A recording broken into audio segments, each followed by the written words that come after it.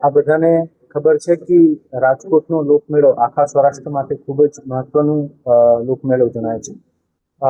આપણી જન્માષ્ટમીના દિવસોમાં આપણે જે લોકમેળાનું આયોજન કરીએ છીએ, આ મેળાની તમામ તૈયારીઓ જે છે આ સમયાંતરે જે જુદા જુદા તબક્કાની કામગીરી કરવાની હોય આ કામગીરી ચાલી રહી છે.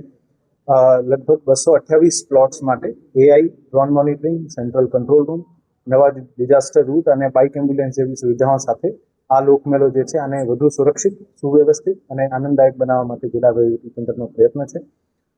2026ના લોકમેળા માટે વિવિધ કેટેગરીના 228 જેવા પ્લોટનું આયોજન કરવામાં આવ્યું છે.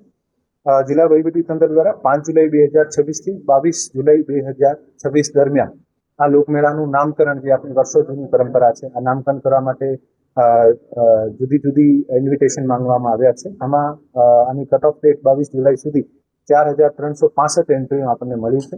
હવે આ એન્ટ્રીઓને શોર્ટ લિસ્ટિંગ કરીને પછી જે પણ છેલ્લી ઘડીએ પ્રક્રિયાના ફોલો કરીને આપણે નામકરણ કરવાની જે પદ્ધતિ છે આવનારા દિવસોમાં આપણે નામકરણ કરીને જાહેર કરવામાં આવશે. મુલાકાતીઓની સુરક્ષા અને આપત્તિ વ્યવસ્થાપનને સર્વોચ્ચ પ્રાથમિકતા આપીને સમગ્ર લોકમેળા વિસ્તારમાં વિશેષ ડેડિકેટેડ ડિઝાસ્ટર કોરિડોરની વ્યવસ્થા કરવામાં આવી છે.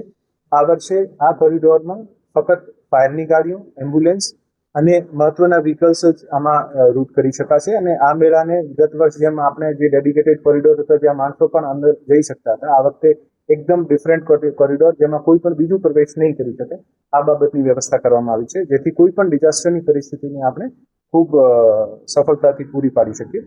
સાથે સાથે 2 નવા ડિઝાસ્ટર રૂટ પણ બનાવવાની અત્યારે કામગીરી ચાલુ છે, જેથી આ વર્ષે આપણને 3 નવા ડિઝાસ્ટર રૂટ મળશે, જેથી કોઈ પણ અકસ્માતની સ્થિતિમાં આપણે આને ખૂબ સારી રીતે ક્રાઉડને મોબિલાઇઝેશન થઈને કોઈ પણ પેશન્ટ હોય અને સિક હોય આને પણ વ્યવસ્થિત રૂપે સારવાર માટે લઈ જઈ શકીએ છીએ.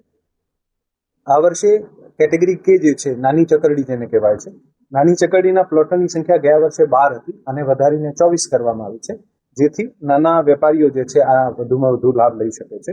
સાથે સાથે આ વર્ષે એક સેન્ટ્રલ કંટ્રોલ રૂમ કાર્યરત કરવામાં આવશે. ગયા વર્ષોમાં આપણે જોયું છે તમામ વિભાગના જુદા જુદા કંટ્રોલ રૂમ હતા. આ વર્ષે એક જ સેન્ટ્રલ જુદા જુદા વિભાગોના કંટ્રોલ રૂમ હશે જ્યાં આની બીજી વ્યવસ્થાઓ આ લોકો કરશે, પણ એક central command and control room હશે જ્યાં બધા વિભાગના અધિકારી એક સાથે બેસશે અને જેથી મેળામાં કોઈ પણ ઇન્ફોર્મેશન શેરિંગથી લઈને જે પણ આકસ્મિક પગલાં લેવાના હોય આપણે ઝડપથી લઈ શકીએ છીએ.